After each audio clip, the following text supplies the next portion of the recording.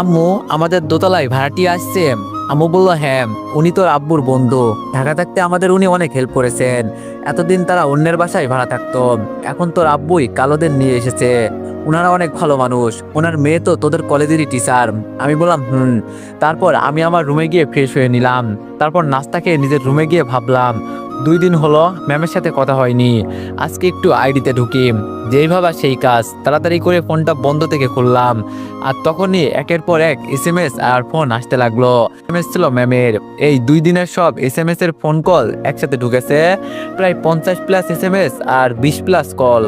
Facebook আইডিতে log in করে দেখি ওই একই অবস্থা, এসএমএস এর সমারোহ। দেখি ম্যাম অ্যাক্টিভই আছে, তাই লিখলাম, হ্যালো ম্যাম। সাথে সাথে ম্যাম সিন করলো আর টাইপিং করলো, তুমি অনেক খারাপ। আমি বললাম, কেন ম্যাম? আমি আবার কি করলাম? ম্যাম বলল, তুমি আমাকে না বলে 2-3 দিনের জন্য শুধু হারিয়ে যাও আর আমাকে কষ্ট দাও। আমি বললাম, সরি ম্যাম। ম্যাম বলল, কিসের sorry? Sorry is not accepted. আমি বললাম, কেন?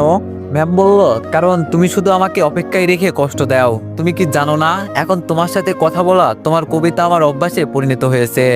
আমি বললাম, জানি তো। ম্যাম বলল, তাহলে সব জেনেও কেন তুমি এরকম করো? এই 2-3 দিন তোমাকে কত এসএমএস ফোন কল দিয়েছি, তুমি কি একটারও রিপ্লাই দিছো বলো? কথাটি বলে ম্যাম কয়েকটা স্যাড আর কান্নার ইমোজি পাঠিয়ে দিলেন। আমি বুঝতে পারলাম সত্যি ম্যামের মন খারাপ হয়েছে। ম্যামের রাগ ভাঙাতে হবে এখন। তাই ম্যামকে বললাম, সরি ম্যাম, আর এরকম হবে না।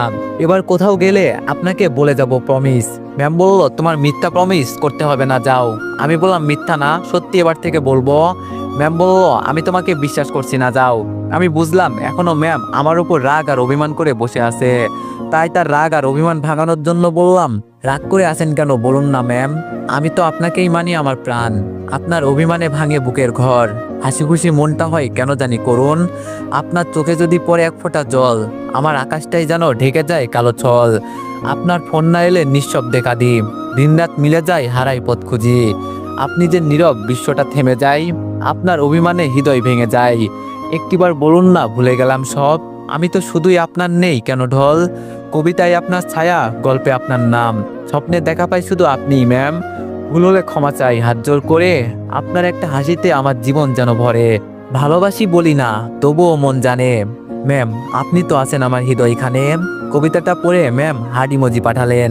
তারপর আবার বললেন, এটার জন্যই বারবার বলে যাই তোমার কাছে, কিভাবে লিখো তুমি পিচ্চি একটা ছেলে। আমি বললাম, রাগটা কি কমলো ম্যাম? ম্যাম বলল, কমছে। তোমার উপর আমি রেগে থাকতে পারি না। আমি বললাম, থ্যাংক ইউ ম্যাম।